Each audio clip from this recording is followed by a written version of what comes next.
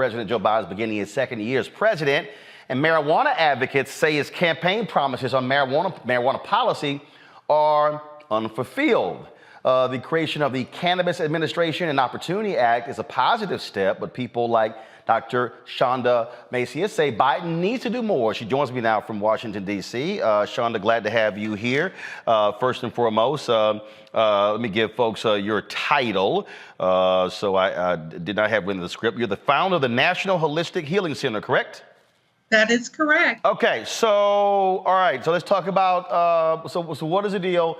What more should he be doing? And what did he promise when it came to cannabis while running? Well, we really thought that there was going to be more activity in terms of the medical cannabis programs really expanding through the Biden administration. But what was really important is that with that awareness that he brought during his campaign, we saw more states legalizing, more social equity programs so minorities like myself can go into multi-markets and to really start to expand our footprint in cannabis. But from there, what we saw is that we need more of Congress and the White House to really coordinate better on legislation that will be sensible, common sense legislation, like the Safe Banking Act that we've been pushing for the last couple of years, because I need access to capital. If I'm going to stay a viable small business operator, a Black woman in the space, and you know how hard it is for us to get a loan otherwise, I need to be able to get it through capital markets, and it's just been challenging. So having sensible legislation like safe banking is imperative for me just to stay in the industry. The other thing I want to say, Roland, that's but hold on, before you go there. So, but on that point, you're talking about what President Biden should be doing, but what is Congress doing? First of all, where does that bill stand in the House? Where does it stand in the Senate? Yeah, there's still much debate. We had a lot of our congressional leaders that I've spoke to firsthand debating some of that, those policies. Now, the question is that who is it going to benefit? And for me, as a Black woman who's an operator, it's going to help me have access to capital markets. I'm in multiple states right now with my operations, and it's really hard to have them funded. I bootstrap most of my operations day to day. And where you see other companies, public and private, raising multi-millions for a $40 billion industry, and I am just begging for entry-level funding. No, this is the thing that that we've been talking about, Matt. That one of the problems when we talk about this very issue is how the dispensaries are being handed out, how in many of these states African Americans are not even participating in the process, how California's had the issues, Illinois had them. You get the Black Caucus in New Jersey who said we ain't approving a damn thing unless y'all make sure that Black folks are getting a piece of this. We were most impacted by anybody when it came to the marijuana laws, and so this is just one of those things that getting a dispensary is one thing, but the bottom line is if you don't have the resources to be able to grow, it's like any other industry. When we're locked out of the money, no ability to build capacity. We're locked out the markets. And not only that, Roland, what's important here is that you also have a population of African-American men. You have people who were patients that went to prison. And so if we don't implement some type of clemency program, expungement or pardon programs, it's not there to send a patient to prison. And there is no way to fix that wrong that was done to that returning citizen. Matt, question, comment? Well, first, thank you for joining us, Dr. Macias. And the question I have is, what is the movement in terms of finding, I guess, a resolution to the schizophrenia that we have in terms of there being a different patchwork of rules as it relates to the states and the feds? What is the Biden administration doing to give basically assurance that all citizens have the same access to cannabis and its life-saving, qualities? So we haven't seen much movement on that side, and I think that is the topic of our discussion now. But what I can say is what we need and what we're really requesting, not only the Biden administration, but Congress to step forward and have just common sense policy around cannabis possession, treating cannabis as medicine, and really a healthcare need for hundreds of thousands of people. Kelly. Hi again. Thank you for coming on the show.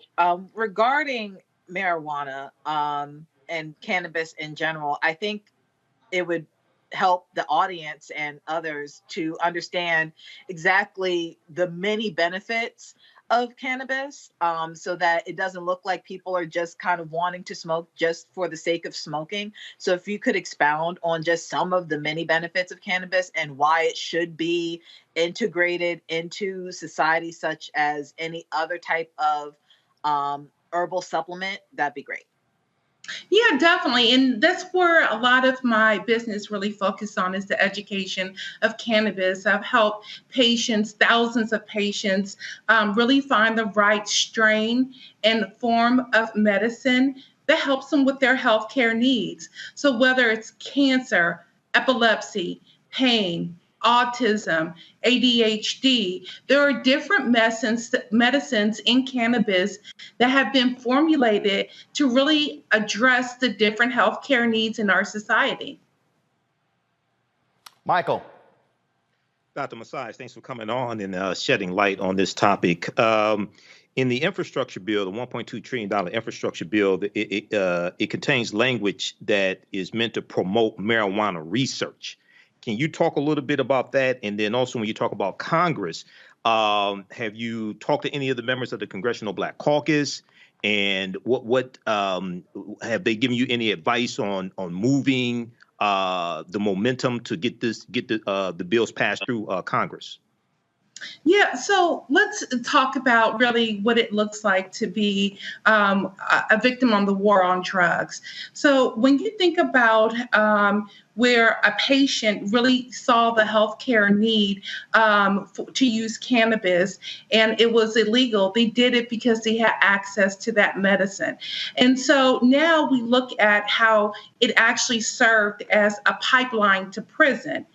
In that pipeline to prison, if you then block research and you can deny people the visibility of the healthcare benefits of cannabis and use it really to promote the P&L sheet of a private or a public prison system, you're making a lot of money. And when you start to systemically break down that pipeline and look at it and how it can impact our economy, whether it's law enforcement, the legal workforce, and you think about all the mandatory minimums put in place, probable cause, arrests actually starting from minors and building that prison system all the way up into incarceration and all the vendors that actually sustain the prison system, you'll understand why legalization or the denial of research has happened, because it's a big money business. The war on drugs really funded a 40 billion prison system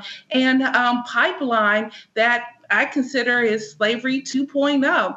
We couldn't get free labor from us, so then let's just make money on us and our lives in a different way. And that's what's been happening. So yes, I've spoken to Cory Booker. Less than a month ago, Troy Carter out of Louisiana has been pivotal to this message and pushing this movement ahead. We have to do something for our community to prepare and make sure that our future generations are not impacted like our past. I'm fighting for healthcare, but I'm also fighting for my son's freedom. I don't want him to go to prison because he chooses cannabis as medicine. Michael. I just asked a question. Well, actually, we'll talk about this here, Mike. I want you to bring up what's happening in Michigan, because y'all having the same problem in Michigan when it comes to dispensaries. Yeah.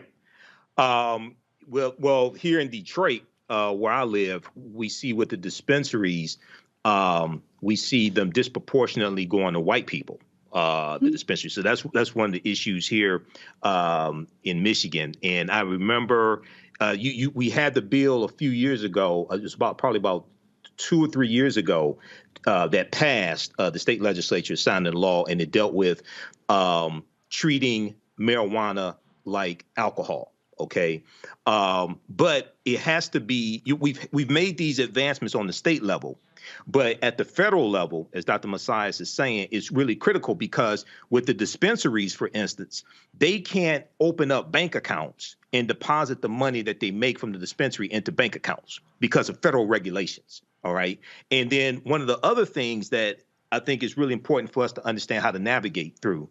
As somebody that used to be involved in the job matching company and helped a lot of African Americans gain employment, and we had a lot of people who could not pass drug tests, how do we navigate as states pass laws for recreational marijuana, but at the same time, you still have restrictions on when it comes to employment?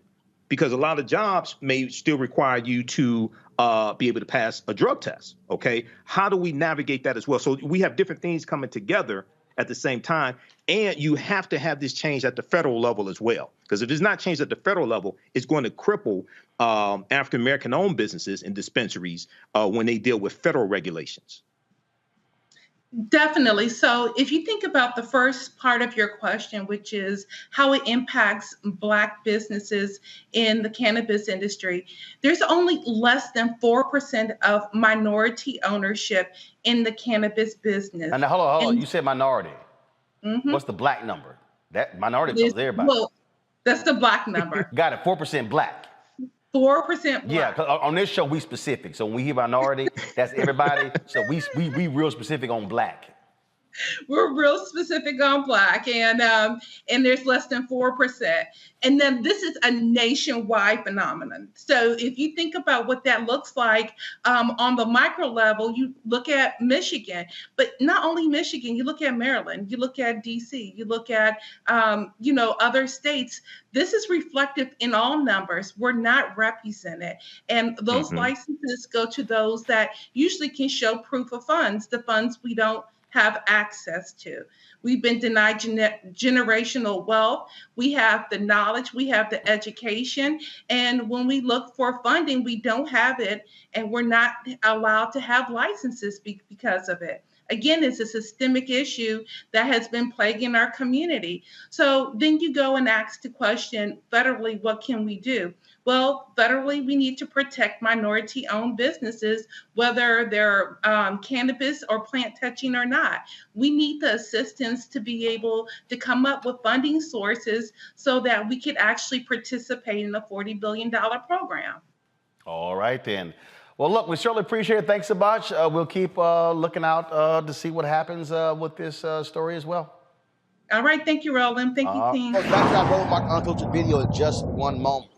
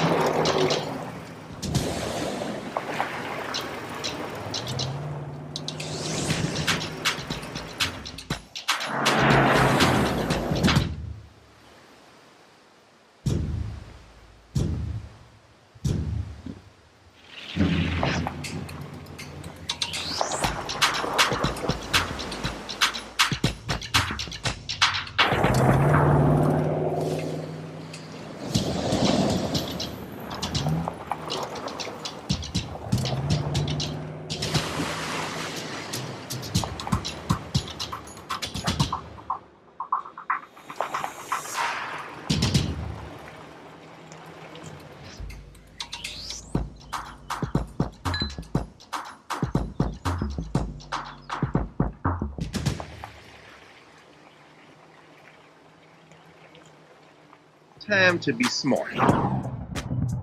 Roland Martin's doing this every day. Oh, no punches! Thank you, Roland Martin, for always giving voice to the issues. Look for Roland Martin in the whirlwind, to quote Marcus Garvey again. The video looks phenomenal, so I'm really excited to see it on my big screen. Support this man, Black Media. He makes sure that our stories are told. See, there's a difference between Black Star Network and Black-owned media and something like CNN. I got to defer to the brilliance of Dr. Carr and to the brilliance of the Black Star Network. I am rolling with Roland all the way. Honored to be on a show that you own. A Black man owns the show. Folks, Black Star Network is here. I'm real revolutionary right now.